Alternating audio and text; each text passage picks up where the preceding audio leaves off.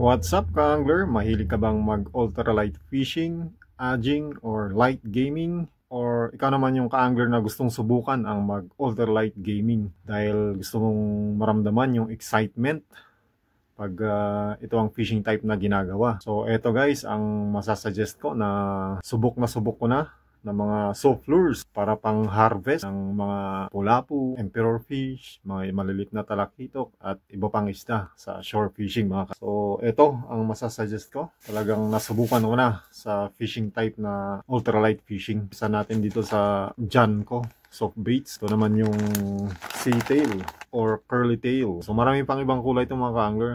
So ito maiksi lang to guys, 1 inch lang yung body nya. So about 1.5 inch. So talagang pang light gaming lang mga ka-angler. So ito meron din tayo dito. Yung ito pang aging naman to, mas magaganto at saka mas maliliit. Ito. Ayan, so pahaba siya, about 1.5 inch. Kahit sa freshwater pwede gamitin to. Sa tilapia fishing nasubukan ko na. Talagang kinakagat din nila mga ka-angler. So meron pa dito tayo. Iba't ibang kulay na ganun ito. Ito yung madalas kong gamitin, kulay. So maganda yung action nito, parang bulati na gumaganon-ganon pag nilalaro mo yung rod tip ng rod mo. Gumaganon-ganon siya sa ilalim kaya nakaka-attract talaga ng mga isda. So ayan, subukan nyo rin to. At syempre meron tayong iba. Ito maganda rin to kasi double tail siya. So as you can see, may iba't iba silang design. Ito mas maiksi naman to. Para siyang creature eh. Para siyang bug or something. So habang nagda-drop pa lang yung ano mo dito, lure mo ito, nagkikik na tong ano niya, itong papa niya. So meron din tayo dito na iba pang kulay. Iba naman yung ano niya guys. So ganun pa rin siya pero pahaba lang siya. Isa lang yung tail niya. Ayan o. Siyempre nagbibigay din to ng ibang action. So bawat design may iba't ibang action. Kaya maganda kung subukan nyo yung iba't ibang klase ng soft lure. So ayan, bukod pa dyan, meron din silang ganito yung spade. Ito gustong gusto ko rin to, effective din to eh. So ito napakaliit lang nito, 1 inch lang. Marami pa tayo dito. Ayan o. Spade din to guys. Ayan, marami ito eh, 50 pieces yung laman nito. So ito mas mahaba naman siya, about 1.5 din. Talagadong harvest yung mga ano dito, pula, takulit. Tawag ng iba eh, takulit, maliliit. Ito meron din, kakaiba ito, diretso naman yung style niya. Ito mas madalas ko gamitin pag yung ultralight. Yung 5 grams yung gamit ko na. At syempre meron tayo nasubukan din na ano ng soft bait rockfish ng Shorinoya. So halos parang parehas lang sila dito sa isa.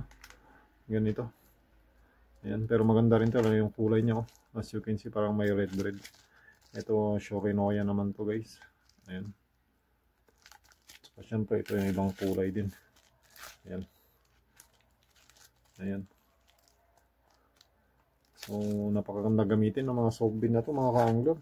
Talagang pang harvest ng mga maliliit na isda. Syempre ultralight gaming na tayo. Usually mahuli mo yung mga panfish lang, pang ulam size, maliliit, gapalad, ganyan. Syempre minsan may nakakagatan ka din na malaki. At meron tayong magandang hook na pinapares dyan, yung jig head. So ito na yung parang bigat niya mga ka-angler. So as you can see, ito may 2 grams, may 3 grams, may mas mabigat pa. May 1 gram pa nga eh. So ganyan yung style niya. So dito mo i-rig yung ano mo, soft bait mo. And mas maganda patulis yung ano niya. So less resistant sa tubig to. So subukan natin na i-rig. Yan oh.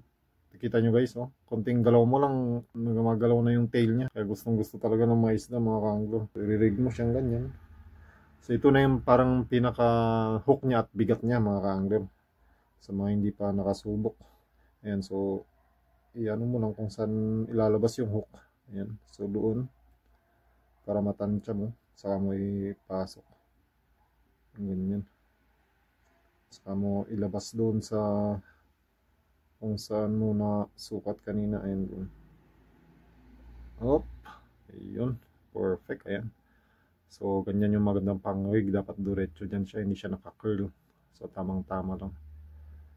Ayan. So, as you can see, ayan o.